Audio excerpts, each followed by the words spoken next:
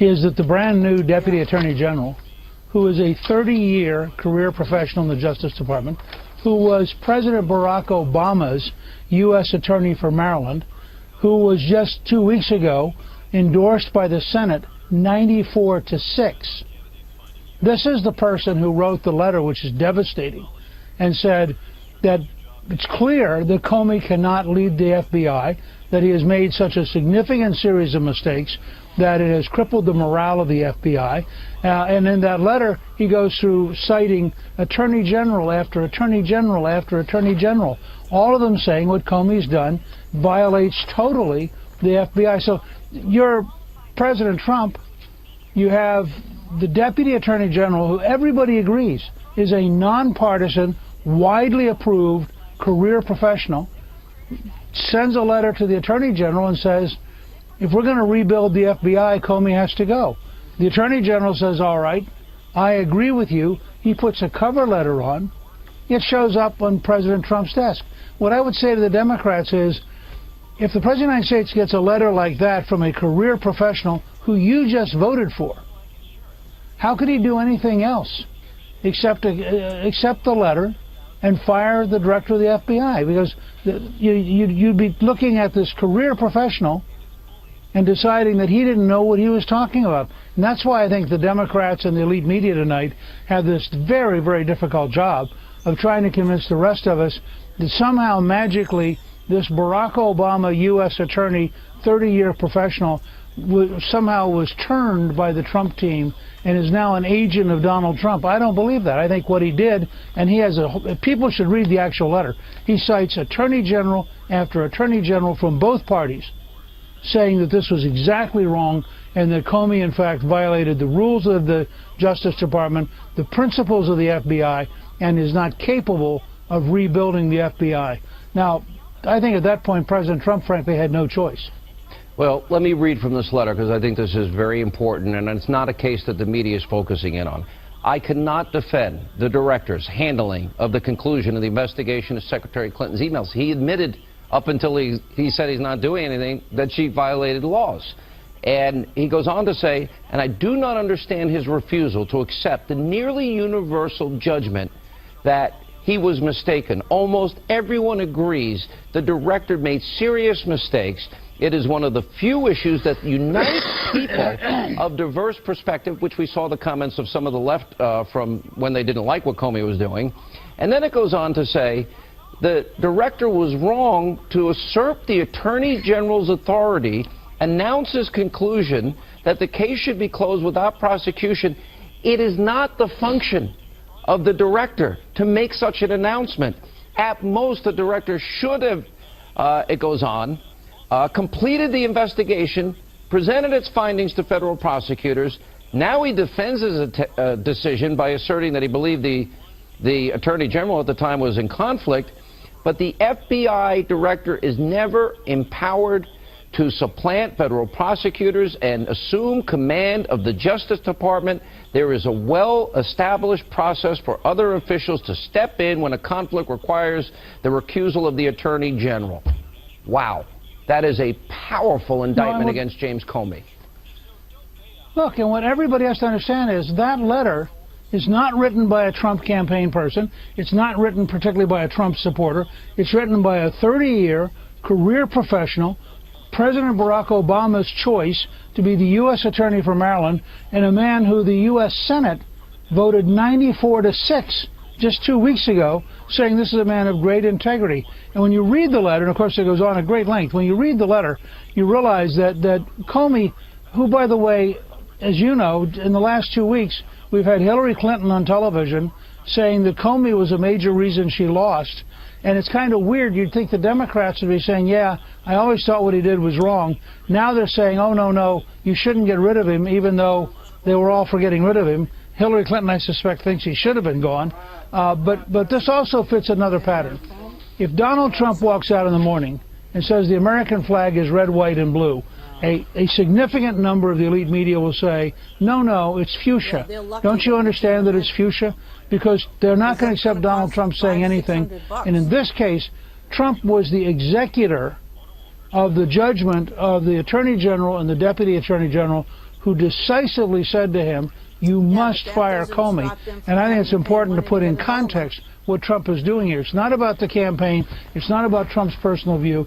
It's the Commander-in-Chief, President of the United States, getting a document from his Attorney General that says we cannot rebuild the FBI as long as this guy's in charge. Okay, we need to go through some facts and laws, and I go back to that July press conference when he did this 13-minute. I was sitting there with my mouth open thinking, oh my goodness, she is about to be indicted. It was that strong a case he was laying out. I'll never forget the moment. And then at the last minute, but never mind, that's kind of what it was. Let's look at, for example, the list of potential crimes here. And honestly, you know, disclosure of classified information. It happened, Mr. Speaker. That's a fact. You know, records management. He even said you cannot put on a private server top secret special access program information, unauthorized removal and retention of classified documents. Fact, it happened. They were talking about a mom and pop shop bathroom where the email server was kept. Concealment, removal, mutilation. I think that would count for 30,000 emails, sir. Statements of entries generally. Is there anything here that we don't know is proven in terms of a violation of law? And why in my heart of hearts tonight, sir, believe that we have a two-tier justice system that if Newt Gingrich, former Speaker of the House, had done the things that the Clintons did, you would be in jail tonight and I'd be visiting you with a cake and a file. Well, I would hope that wouldn't be the case, but... No, I'd do it for you. I'm a friend. Thanks. I'd rather you'd reverse that and said if you were in jail, I'd bring you. Oh, thanks a lot. That's neither here nor there. Okay. But here's the thing to think about. The next big test, and this will be a real test for the Democrats in the Senate, you're now going to have the Attorney General and the Deputy Attorney General reach out and look for somebody of such integrity that they can rebuild faith in and belief in the FBI. And I think if they if the president nominates somebody who's clearly not a Republican, not a conservative, not a partisan, but a dedicated law enforcement person of considerable background, then I think that the test for the Democrats is, are you really going to politicize the Federal Bureau of Investigation, even when the guy you just endorsed and got 94 senators to vote for him, and who's a career professional, is the guy helping defend this and helping put it together? I think that's the next big test. Comey's now gone. He will become part of a lot of history books. But the turning the corner, getting a first-rate leader who can rebuild the morale and the integrity and the public trust in the FBI, that's the big test now for the Trump administration. You know, you point out I think it was 94-6 or 96-4. I lost my math. 94-6. Okay. That this is an Obama appointee here that wrote this letter tonight. This is not a Trump appointee. You know, if you look at all the differing people that have served at the highest level as attorney generals, for example, and a deputy attorney generals, you know, look at Judge Lawrence Silverman served as the deputy attorney general under Ford. It's not the Bureau's responsibility to opine on whether a matter should be prosecuted, and he believes that the director's performance was so inappropriate that the FBI director and the Bureau will ever completely recover.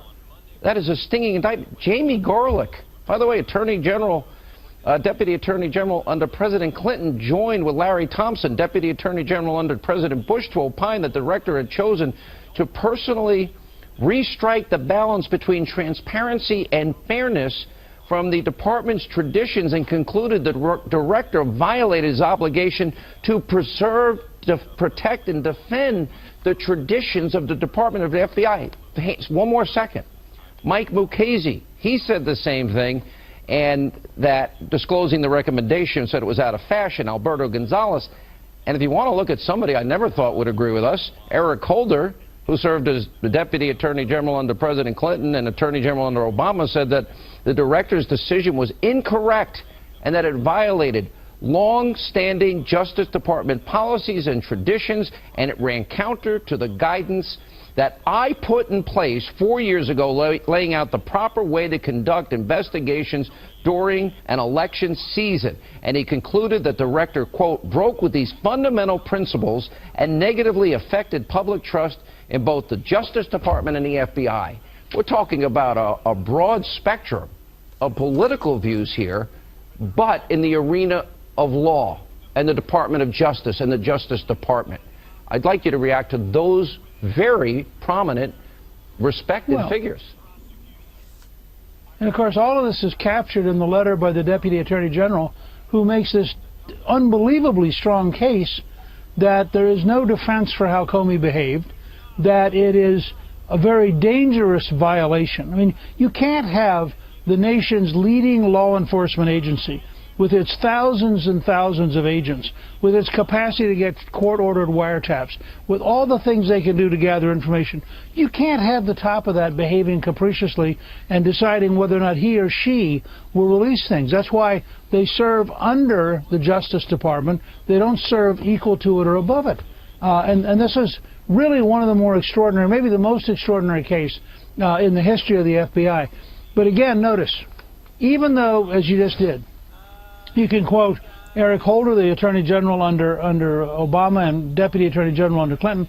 You can quote Gorelick, who was the Deputy Attorney General under Clinton. The fact is, the elite media is going to go crazy. They are going to totally distort this, and they're going to refuse to recognize and refuse to acknowledge that this was, in fact, the legitimate decision of the Deputy Attorney General, who was a career professional and was an Obama appointee as the U.S. Attorney. And by the way, the Wall Street Journal has a superb editorial which came out this evening, which lays out this case calmly and just says, look, for the good of the country, for the good of our system of justice, for the good of the Federal Bureau of Investigation as an institution, this was the right decision. The President reacted appropriately to the recommendation of his Attorney General and his Deputy Attorney General. We'd be in a lot more trouble if he got a letter that was that strong and didn't take any action. And I think we need to remember that. It took courage on President Trump's part to do this, but it would have been a disaster for the country if he had rejected this letter and not done it. That's so well said. You know, on all of the issues that we talk about, I believe it is such a travesty of justice that we know Hillary broke laws that would put the rest of us in jail, sir. You know, that's not equal justice under the law. You're not allowed to do what she did with an email server, what she did with the Clinton Foundation, the quid pro quo. She signed off as Secretary of State. The foundation's taking in millions. 20% of our country's uranium goes to Vladimir Putin. And these investigations die. The Fourth Amendment protections we have, sir. And General Flynn is surveilled, okay, incidentally, but then he's unmasked, and then the intelligence is leaked to the press. And on top of that, on 3 separate occasions, the President, in his letter tonight, says that Comey said he's not under investigation. And he has allowed this to hang out there so that the entire country has been sold a bill of goods and a narrative and a lie and a false conspiracy by a media that from day one has wanted to delegitimize and destroy this president. It is beyond him contributing to a crisis in confidence and division in this country. Am I right or wrong here? No, you're right, and you'll notice yesterday that the former Director of National Intelligence, Clapper, and the former acting Attorney General, who was inherited from Obama, both said in testimony that there is no evidence that Trump was in any way involved, period. And so, you know, you promptly have various news media people say, well, they may not have found a smoking gun. That's not what they said. They said there is no evidence. So people need to understand the elite media and the hard left are desperate to avoid the reality that Donald Trump won, that Hillary Clinton lost. They are desperate to find a way to undermine and delegitimize President Clinton. But in this case, and it'll be really interesting to watch it play out over 3 or 4 or 5 days, as the average American comes to realize this was the recommendation of President Obama's U.S. Attorney for Maryland. This is the recommendation of a career professional. And what the President did is he took the professional advice of somebody who has spent their lifetime serving the country. Not a Republican, not a partisan, not a campaign worker, but a genuine, deeply committed Justice Department employee.